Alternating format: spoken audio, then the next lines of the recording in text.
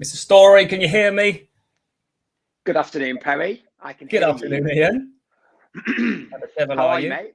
Yeah, really, really well. Cheers for joining us. There's a few viewers coming on. This is Roxy the Bulldog. Hi, Rox. Hello, Rox. We call her Unit. Foxy Roxy, as you can tell. She is a unit. she is a unit. So while people are tuning in, really great to jump on a live. You've sent me, I won't share them, obviously, but you've sent me some private messages lately. Not them ones where you had no clothes on. It was them other ones that you shared with me. Good. So I wanted to jump on a live because I think what you've done over the last 3 years is pretty remarkable. You and the team, let's not forget. Of course. Might be your ugly mug on the videos, but it's more about the team, equally about the team behind. Yeah. And as we lead up to, I guess on a scale of 1 to 10, how excited are you for November? Oh, so excited. 11. Because it's for me because I've been to them all. It's like a re-injection, like a booster, like a booster jab. Yeah, we could put a little marketing slant around that. And I find it quite. I kind of want to talk about brand today. I want to talk about fees today, and then wherever else it takes us.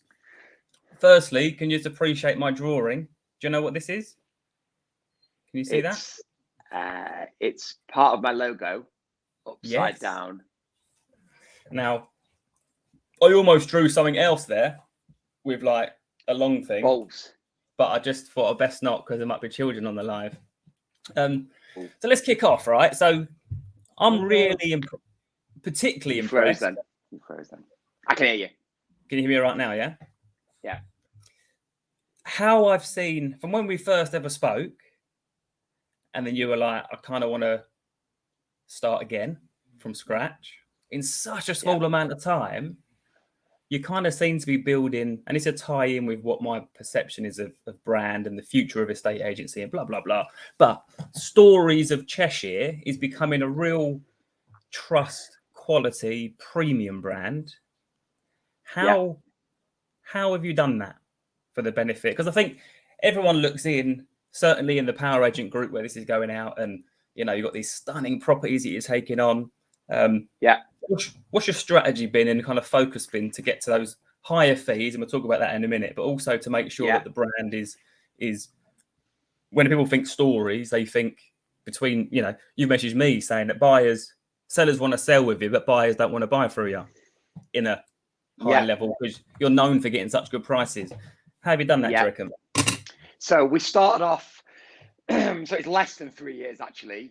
We formed the company 3 years ago, but it's more like 2.5 years really, because at the start of that we were disposing of our old company, and that was taking up most of our time. So it's more like 2.5 years.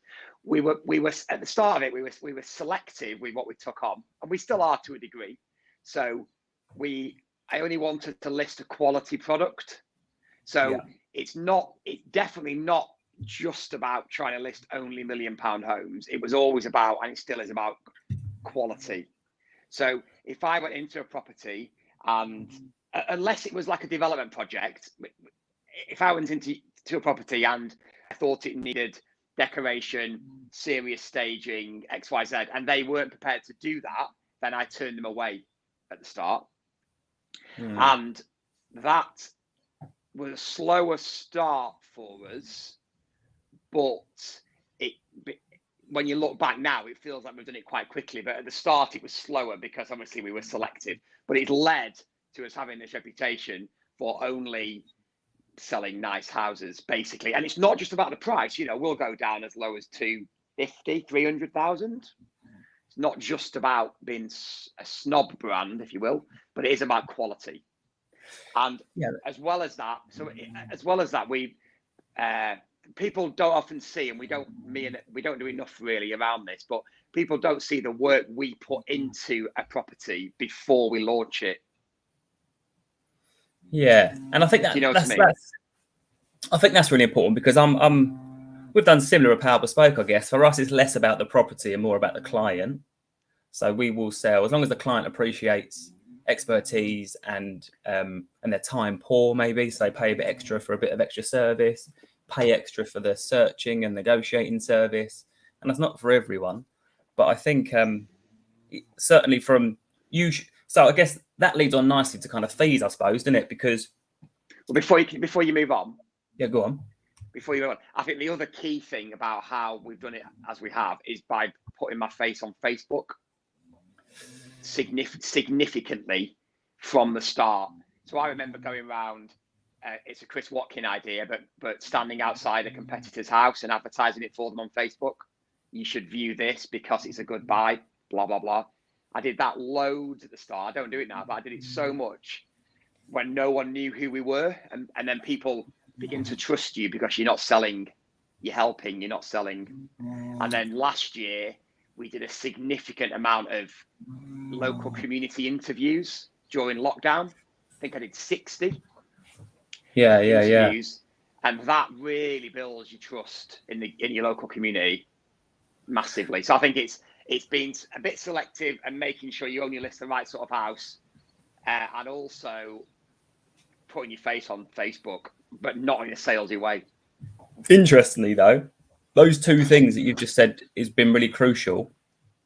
That's probably the two hardest things. Sorry. That's all right. Hope you mean Coca-Cola.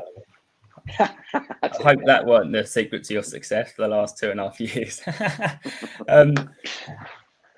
But interestingly, those two things you've just said are probably the two hardest things. So for an estate agency to come away from the typical, we need it, get it on, don't matter what, market share, it's really hard to be selective and quite nervy at the start because I'm sure at times you thought, shit, have I done the right thing there? Very nervy, yeah. But the long game is where you're at with Storeys, not just to get another house for sale, but to build a brand known for quality and higher fees and trust and that kind of thing. Yeah. And the second thing that's really hard to do is put your head above the parapet on Facebook with video and your face out there, because for all the benefits it brings from a recognition perspective, it also brings quite a lot of, sometimes, do you ever get people having kind of swipes at you online as well? Yeah. Oh, yeah, of course, yeah. So you get loads. Yeah, quite a few times. And it's really interesting that I think the fear of that is what stops people getting their face out there, because they're worried about the 2 in 100 dickheads out there, excuse my French, versus the 98 people that are going to really value what you've got to share. Yeah, and also they worry about how they look and sound, don't they? A lot of people. Yeah.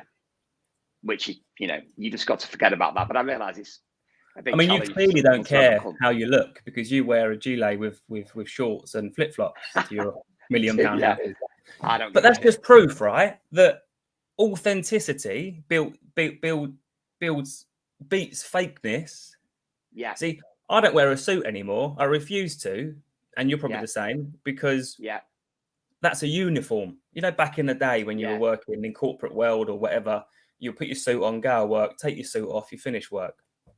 But when you get into proper agency, which I believe is all about, structure, blend, balance, if you've got to do something late in the evening, you have the morning off to play tennis and blah, blah, blah. I think it becomes less about caring about what people think, more about the authenticity of doing it the way that you see right. So regularly I go to valuations, for a better word, with t-shirt on, like a t-shirt, shorts if the weather's good, t-shirt and black jeans, and we're listing stuff at nice, very nice stuff, aren't we? With very good fees. So because the owner feels comfortable, I think it's really interesting, and let's not go into the whole what should you wear to work. Should you wear hoodies? Should you wear t-shirts? It don't matter. It's some people argue that it's the type of client that you're going for, and I don't even agree with that. Like I think that's bollocks. I think I've proved that's bollocks. Go for a £2 million house. They're either going to gel with you in a t-shirt and flip-flops, or they're going to gel with you in a suit. It really has zero to do with it, in my opinion. Zero. I think there's a level. There's a level, isn't there? Well, I think it depends on the type of estate agent they want. Some people are quite happy with the no disrespect to any big brands out there, but they're quite happy for the people that do clock off at 6 and start again at 9, and that's cool. Yeah. So I think it's more about the type of agent they want rather than agency Yeah, they okay. want to operate with. Yeah, okay, that makes sense. But let's talk about fees, because you shared with me something the other day, which was probably from 4 years ago, I reckon, where it was like, Yeah. and I've got it in front of me. It's probably that you had doubled your average fee from 1,500 quid to 3,000, including VAT. That was Yeah. 4 years ago, I think it roughly. Where's your average fee sitting now? 11. It's I 11,000. worked it out for you based on that nice little screen grab that you shared with me. This week, yeah, last week, yeah. To be 13 grand plus that. Yeah, on those new listings it is, yeah. But overall, Yeah. And those new listings are unreal. And not even, I'm a nightmare, right? Because not even I'm getting that much 2% no. from you all. Do you just... No, our average is 1.8. But recently have you just gone into beast mode or brutalness, or just not give, I have been in, it's momentum, isn't it? I always think of John McGrath and Tom Panos when they talk about momentum. You know, you get 1 or 2 under your belt that week or whatever, and you're in flow, aren't you? And that's what you charge. And this is the property you sell. And it flows on from that. And it really is true that momentum plays a huge factor, I think. So what I shared with you was we've just had a particularly good run, you know, of 2% on an average of probably 800, 750, 800, a bit more.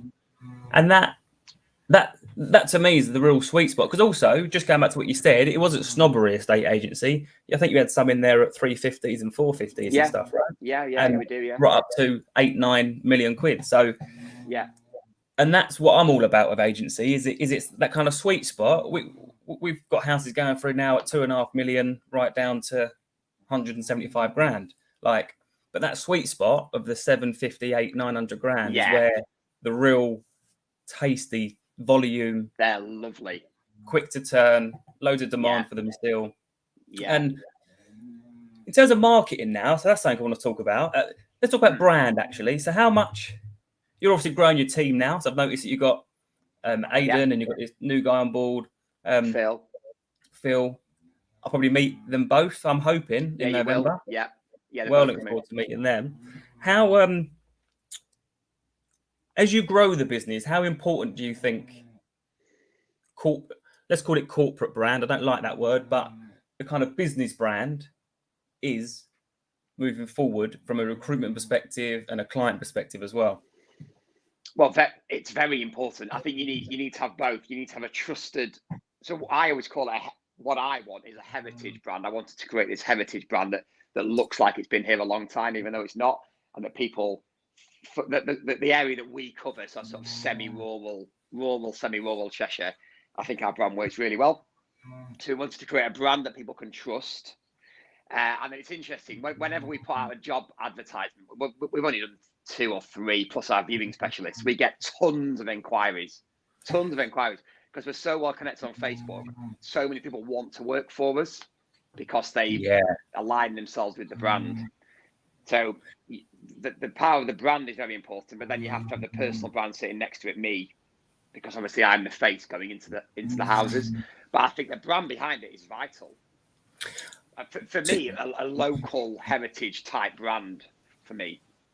You see, I never knew we've known each other for a good few years now, but I never actually knew that was your goal with Storeys, was to create a heritage brand that looks like it's been around for ages, but is quite new. And I just think how you've done that is just incredible, because it is bang on. You would look at it from the outside in, thinking they've been around for ages. Whereas I guess I've tried to do the opposite of Power Bespoke. I've kind of wanted it to be, again, horses for courses, strokes for folks. And I really want to see as an edgy, new, fresh, innovative, kind of new to the market brand, and always keeping that agileness, I guess, to always be able to move quickly. Yeah. What I don't agree with, and this is, I guess, what point I wanted to cover, was this whole, the only thing that matters is your personal brand. What are your thoughts on that?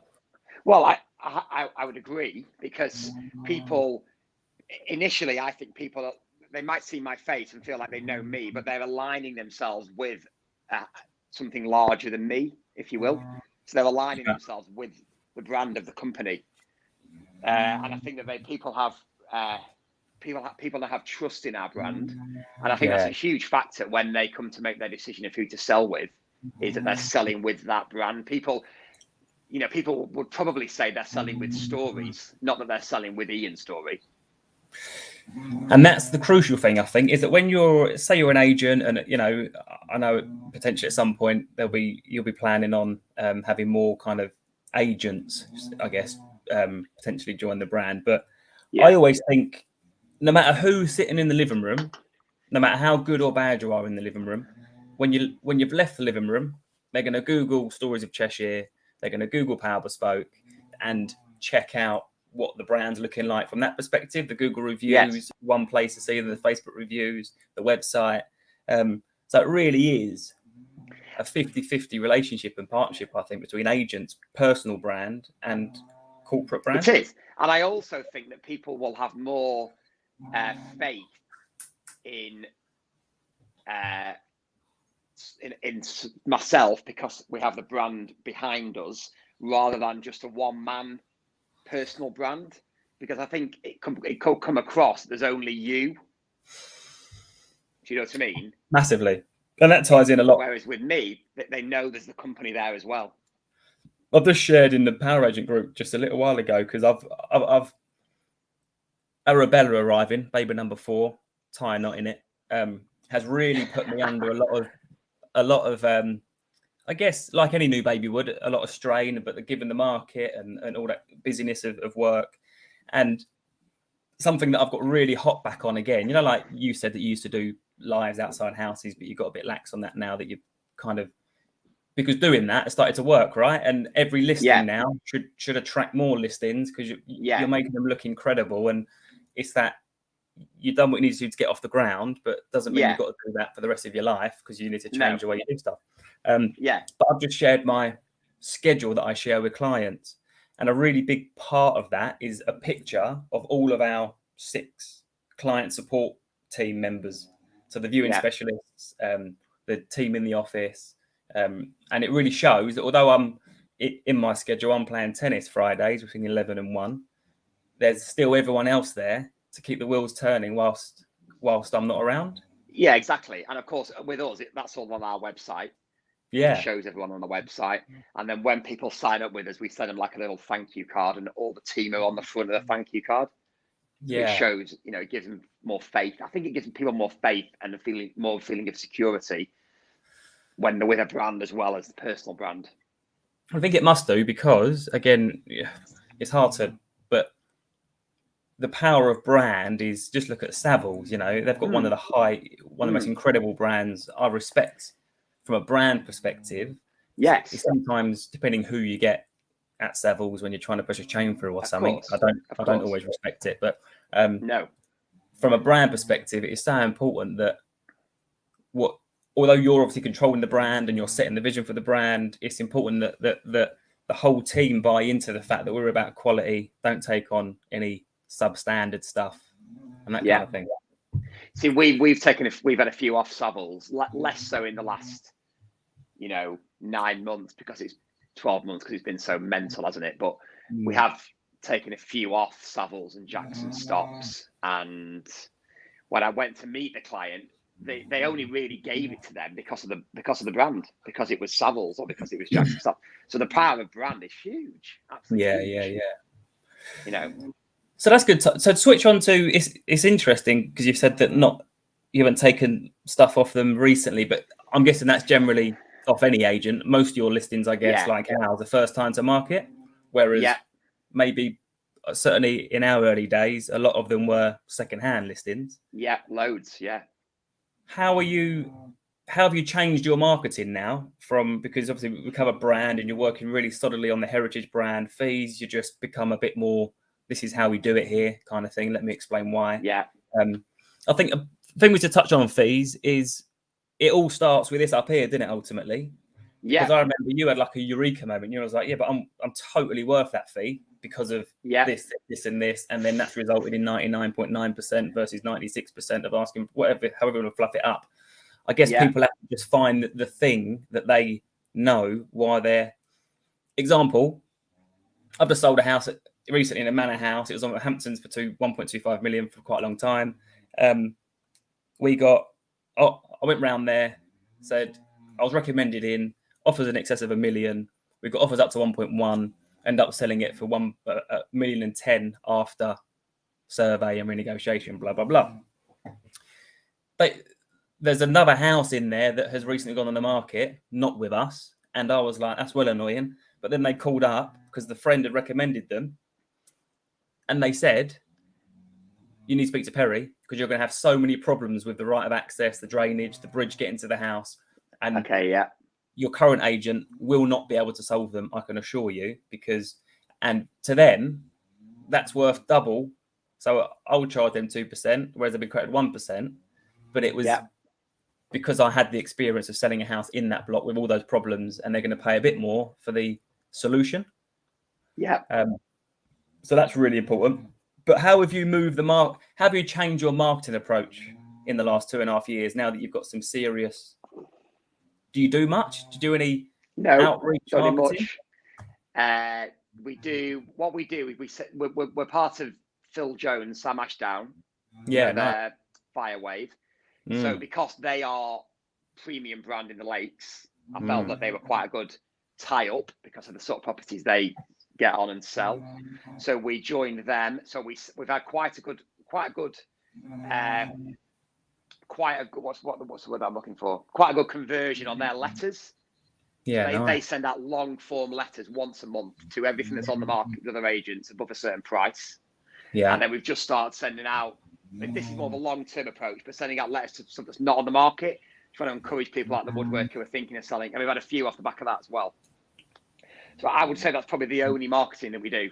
The vast majority of what we get is either people have seen the quality of the marketing and love it and think that their property needs that level of marketing, or personal recommendation, friends. We've had loads of those. And I find that mad, right? That even in 2021, there's still listings that aren't getting photographed professionally. There's still agents that aren't doing video, aren't doing all the stuff that not only helps you sell a house quicker for a higher price and get a better fee, but also is your core. I was having a chat with Royson about this, and your current stock is the product you sell is pretty much, so it is that house. That should be your sole, one of your main sources of marketing. And we do the same. Is when you get a house come on the market and you get some inquiries on it, and I literally say to people, did you notice how well that house is photographed with the twilight shots? They're like, yeah, it looks so nice compared to what else on the market or whatever. And then I literally say, great, how's Thursday next week, 4 p.m. to pop round and discuss a similar strategy for yours? And the yes rate on that is not, would it be okay to give you evaluation? Who wouldn't want that kind of marketing? So it's such an easy way in the door. So easy. And it's still baffling, isn't it, how most agents don't do it. But I think, and I've had this conversation a few times recently, I think while times are good, like they have been, agents don't need to, do they, really? Because if they should, but if they're quite established, like most of the ones around us are, and most are generally, they'll get a turnover of business that they're quite happy with. Things carry on. They don't feel like they need to change. I think while times are good, I think it's when times turn, like they will do at some point, that it'll, people will start to realise then, I think, if that made any sense. And something else that's been pissing me off recently as well is shit agents getting cover. Shit agents are covered because the market's so strong. There's a few round us, naming no names, who when we started up, they fell back a bit because of how well we were doing things, and just recently they've crept back a bit, and it's only because the market's so good that they can get away with being a bit shit because stuff's selling so quickly, isn't it? Less throughs, But that's really short term, though, isn't it? Really, that's really short term because It is, yeah. The cost to market, I guess a shit agency is just so high in this day and age, and the cheapest way to market your agency, I guess, is blow your socks off incredible promotion of your existing properties, blow your socks off incredible service of your existing clients. That will bring you consistently a bedrock of new clients. Yeah. Then I guess when it gets to the stage like where we're looking at, with Power Bespoke now, is how can we add fuel to that with some funnels or some Facebook ads or some YouTube ads. Or we need to come on to that as well. It's just been so, the market's been so good for everyone, hasn't it? But just going back to referrals and personal recommendations, the amount we've had of people who paid 2%, who then refer you to their friends because they've been so happy with what you've done, you then go and see their friends on 2%, don't you? Well, it's what I've always said, isn't it? That people are going to, because you're good, if you're good, you're going to get recommended with your 0.75% or 2%. Yeah. Best get recommended at 2% than 0.75%. Yeah, but it's taking the initial plunge. Go on, sorry. Yeah, having that losing 5 is like, oh my God. Yeah. But when you get the 1 and then it starts to snowball, what's really interesting as well is that I would sooner have to work harder to get a client at 2% than work my bollocks off selling a house at 0.75%. All day long. I wouldn't do it. And I think and the low fees are just a false sense of security because you think you're busy because you think, I've got these 10 listings. Love it. Yeah, busy. But you're just not going to, that just can't possibly sustain longer term. Can't possibly. There's a couple, I know it's nationwide, but there's a couple in particular around us that'll do 0.5% happily. And you just think they've got to service and sell 4 times the amount that we've got to service and sell.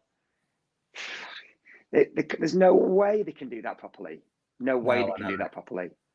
Even just a time to market, I guess. Like, you were saying that what's your time from getting a signed proposal to getting on the market? Couple of weeks? Yeah, about 3 weeks because of the editing of the video. Yeah, and when someone's like, but they can do it within a week, then you're like, but they really can't do it to the quality that it needs within a week. No, they can't. And then that, not even to mention progressing the sale and progressing 4 times the amount of sales. Minefield. Nice. Well, look, we're at 28 minutes. Anything else you want to get off your chest, have a rant about? We haven't really ranted that much, but I really wanted to make this a rant, a Perry and Storey rant. No, I don't know. I can't think of anything to rant about, but I just think that how full is your boot camp? Half at the minute. Okay. How many weeks is it? 8 weeks, is it? Yeah. So I mean, you're expecting that to fill, are you? Yeah, I reckon it'll be. Should do. I reckon it'll be sold out in the next 4 weeks. But good. I've had a few people message me asking if they should go. There's definitely spot. Right now there's space available. So anyone watching that wants to come and hang out for 3 days, hang out with your wang out with Storey, then it will be an epic 3 days. And forgetting the company, it's mad, isn't it? Because the boot camp has become, I think, just as much about the people in the room as the content in the room. And the content is obviously Royston's content, and it is world-class, incredible content that we've both been a student of. And it's just 3 days of just getting plans done, really cool stuff. It was interesting because we had a new agent join us this week, and I said to him, I was talking over our price promise guarantee, and it blew his mind as using it as a strategy to get higher fees in the first place. And the performance fees and all that kind of technical stuff, the day-to-day technical stuff, but which is covered, but also the high level planning. Where do you want to set your business? Where do you want it to go? And all that kind of stuff. The good thing I'm looking forward to this year is that there's a good bulk of us there who've been on all of them as well, or most of them, isn't there? Like Rob, Smith, Lisa, Michael. Yeah. And I think that's testament. So that's testament to you lot, but also the content is. There's some mad new content in there that Royston's been taking. Well, yeah. I mean, 3 days obviously is a day longer than it is usually. One thing I'd like to make sure that you cover, you might be doing anyway, is all your different sale methods. Yes. Committed Yeah, transaction, mad. auction. I was doing some training with our guys on Friday, and it dawned on me, right, that for all the property, I say all of them, I've not sold hundreds, but we're doing really well on the auction at the minute. And not one of them rung us up saying, I want to sell my house via auction. They were all advice meetings that were offered alternative methods of sale in the living room. And that's crazy. Interesting. Because the vast majority of people don't wake up in the morning and think, I want to sell my house, I'm going to auction it. But no, only once you've, I forget the saying that Royston, and it come to me, diagnosis without prognosis is malpractice. Is that what he says? Yeah. And I really think the whole reason that I've created all the sound methods of Power Bespoke under our own roof rather than third parties is because you need to go in there and prescribe once you probe, rather than just assuming it'll be on the market next week, private treaty, when actually you could be doing the client a massive injustice by not suggesting auction. Yeah. We had a guy a couple of weeks ago, just as an example, he rung up to say he wants a valuation, his property's in so-and-so, and he would like to get it on the market as soon as possible. He assumed private treaty. You probe. Why are you selling? I've not paid the mortgage for 7 months. Cool. So in that case, then, you can't take the risk of a 30-40% fall through rate or renegotiation or chains collapsing. So he's now launching via auction in the next couple of weeks. I also think the reason I want to get into it as well is because I think it's a differentiator, isn't it, when you're in the living room? Yeah. Between other agents, other agents probably won't. All they'll suggest is modern method thing, where it's free to sell. Let's not turn it into a rant. I went to look at one recently for myself. Me and my mate are thinking of buying something to flip, and it was modern method of auction, $6,000 to buy it, and it was $100,000 house, a little terrace. Fucking hell! I know. So you build that in. To what you offer. It frustrates. Maybe we'll do a whole nother rant on that, but it's just a great done correctly. This is the crucial thing. It's done correctly. It is the great, whether it's full on unconditional auction or unconditional sale or conditional committed transaction kind of method. It is really worth. Oh, Royston's RG's in the house. Little comment. Prescription without diagnosis is malpractice. Professionals. There you go. You get it right. Yeah. So that when he told me that, that's exactly when I was like, we need every method of sale available in our toolkit, sitting in the living room.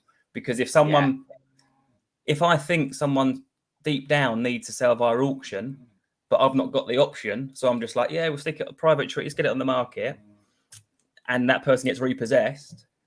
I really believe that was my problem sitting in the living room by not giving them the right solution. No, that's true. That's true, and it differentiates you against other agents. One Royston quote that I tell our lads quite a bit is fail fast, recover quickly. And that if you've made a mistake, that's fine, because we all make mistakes, but you've got to recover quickly. Well, there's loads of them, but actionable. What I now love about bootcamp is that people like, when Royston's given his 3 days, and we can literally show exactly how we've applied it into Power Bespoke, Storeys of Cheshire, and give it real life. Because I think the problem with some of these boot camps is that a lot of them, they're all very hypothetical. Whereas when we can show exactly how we've applied that in Power Bespoke, and we've changed a lot over COVID as well as a business, I'm sure everyone has, it makes it just such a powerful 3 days. Well, anyway, basically, Stories, just to wrap up, Stories really was created after doing that first boot camp, wasn't it? Yeah. Could you join the Power Agent with your previous agency? My old company, I think that was all resonating with you. It's all been built. Stories was built on the back of doing the boot camp. And what I love about it, is that I was speaking to Royston about it, and you've completely skipped the trial and error that I've had to go through since being coached by Royston from 2017. So pretty much Yes. all the terrible mistakes that I made, and with hopefully you and the other people that come along don't need to make them. You know, foul. What are you saying about foul faster? It's one of them ones where we're fail fast, recover quickly. The other thing before you go, something else on fees, and I always say this is it was Chris Kiriakou who called me when I was still had my old company and said, if everyone else is quoting 1% and you're quoting 1.25, you're too close to them. So if you quote 2, there's a reason. It gives the vendor a reason to ask why why are you so much more? What's the difference? Make them stop in their tracks and be like, "You fucking what? Why are you so much?" Yeah, I'd love to explain that. Let me explain. That still resonates. I think about that quite a lot. It still resonates with that when he said that to me. And another little nugget, I guess, while we're finishing off, this is loads of value bombs. Is that one thing that works really well for me when I'm delivering the fee is that our fees are 2%. However, it's backed by our price promise guarantee. Yeah, and that really takes conversation down the what's the price promise guarantee? I've never heard of that before, and that's really good. And then with new guys coming in or new members of the Power Agent, I always just say quote 2%, and if you get a really poor reaction, just say but it includes VAT, and then you're down to 1.6% anyway. Yeah, get confident getting 2%, and then just take away and it includes VAT, and then you're all of a sudden you're getting it. I've had a couple recently where we've included the onward negotiation. Yeah, mad strategy. Yeah, really good. People, that's a good way to do it as well if you're struggling. Nice. Story, love checking in. This is almost a year since our last one. Mental. How mad's that? A year. Fucking hell, yeah. This will be like a yearly thing now. But I will see you in about 8 weeks. Yeah. Proper looking forward to it. And our flights. Oh, nice. We'll be getting, for anyone that's waiting, we should have the code in a minute to book the bootcamp attendee room discount for the Hilton. I'll get all that out to everyone this week sometime. And I'll see you soon. Send my love to Alex and the kids and everyone. Yeah, and vice versa, mate. Have you heard my dog snoring the whole time, by the way? I can hear you, I thought it was Tash. She is going to kill you after this, mate. Good luck with that one. See you, mate. Right. See you later, dude. Take care. Bye. Bye-bye.